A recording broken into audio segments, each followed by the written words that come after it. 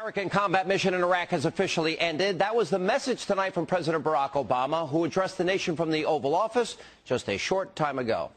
Tonight, I am announcing that the American combat mission in Iraq has ended. Operation Iraqi Freedom is over, and the Iraqi people now have lead responsibility for the security of their country. And for days, there have been questions over whether or not the president would acknowledge his predecessor, George W. Bush, during his remarks. And tonight, those questions were answered. Again, take a look. This afternoon, I spoke to former President George W. Bush.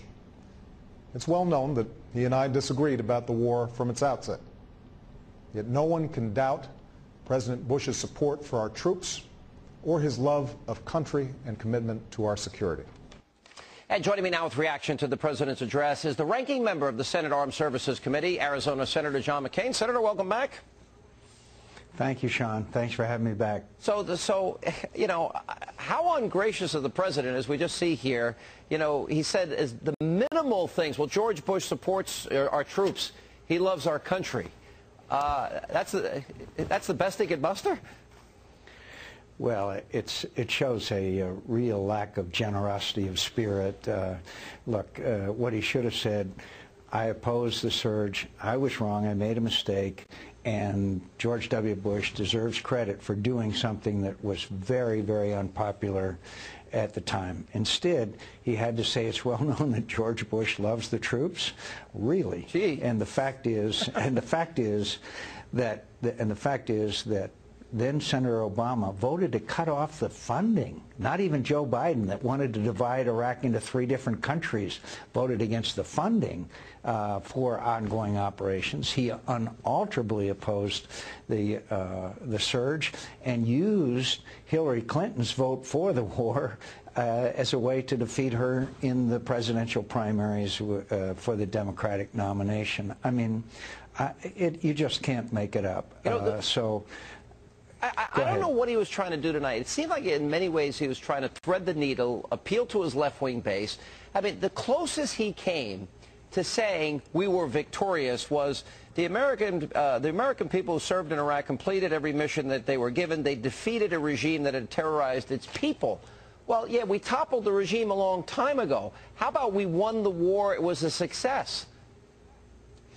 Yeah, he never did really articulate that, but frankly, if I could switch gears a second, the part that really disturbs me the most, I'm not surprised that he wouldn't give George Bush credit. That's just in the DNA of the individual, apparently. But when he said, our withdrawal will be conditions-based, and then contradicted that by saying we will begin to withdraw in the middle of 2011. That's an ambiguity. Yes, and that's an ambiguity in Afghanistan that could cause us to fail. Sean, our friends are discouraged, our enemies are encouraged. Taliban captives said, you've got the watches, we've got the time. Karzai's behavior indicates his uncertainty about our commitment. Pakistan, outside of Kandahar, last 4th of July, I met a police chief, non-corrupt police chief. He said, yeah, the Taliban are telling us you're leaving next year, and that those of us who cooperate, they're going to cut off our heads. And I said, do you believe we're leaving? He said, yes.